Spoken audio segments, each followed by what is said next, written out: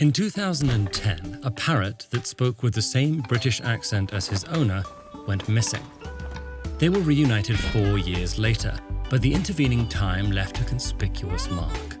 The parrot had lost its British accent and was instead chattering away in Spanish.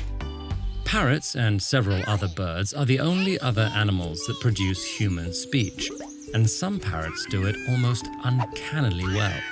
How is this possible? Most wild parrots are highly social.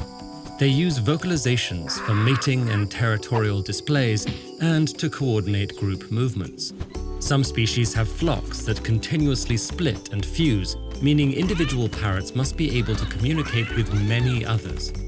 Parrots use contact calls to interact and stay in touch when others are out of sight. But how exactly they use these calls depends on the species and the size of their flocks. Monk parakeets, for example, live in large colonies and have individualized contact calls that help them stand out.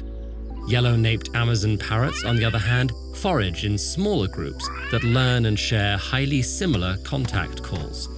This need for sophisticated mimicry may partially explain why yellow-naped Amazons and some other parrots can closely imitate a wide range of sounds, including the human voice.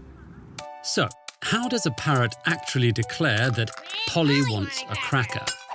A person would string these sounds together using their larynx, the organ at the top of their windpipe. It consists of rings of muscles and a vibrating membrane that controls airflow. They'd finally shape the vocalization into enunciated words using their tongue and lips. For a parrot, however, the sound would originate in its syrinx, located at the base of its windpipe. Many other birds have 2 vibrating membranes within this organ, but parrots, like us, have just 1.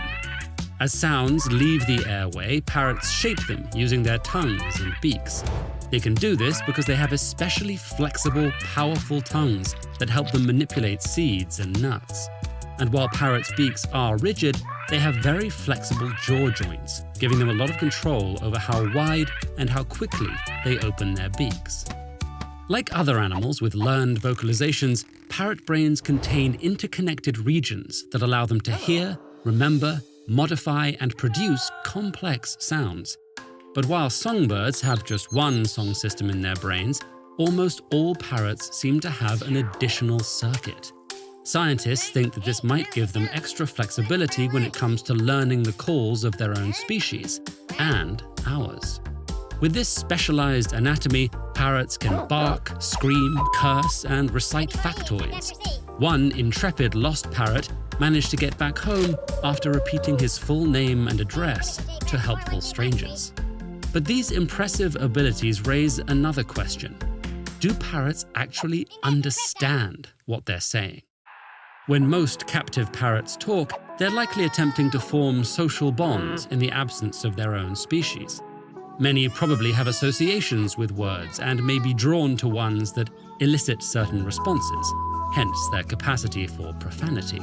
But especially after training, parrots have been observed to say things in the appropriate contexts and assign meaning to words, saying good night at the end of the day, asking for certain treats, or counting and picking objects. One extensively trained African grey parrot named Alex became the first non-human animal to pose an existential question when he asked what color he was. Whether they're belting Beyoncé, headbanging to classic rock, or rattling off curse words at zoo-goers, parrots are constantly astounding us, as they have been for millennia. But our fascination with parrots has also made them vulnerable. Sought by poachers and pet traders while losing their habitats to deforestation, wild populations have decreased dramatically. To truly understand parrots, we need to preserve and study them in the wild.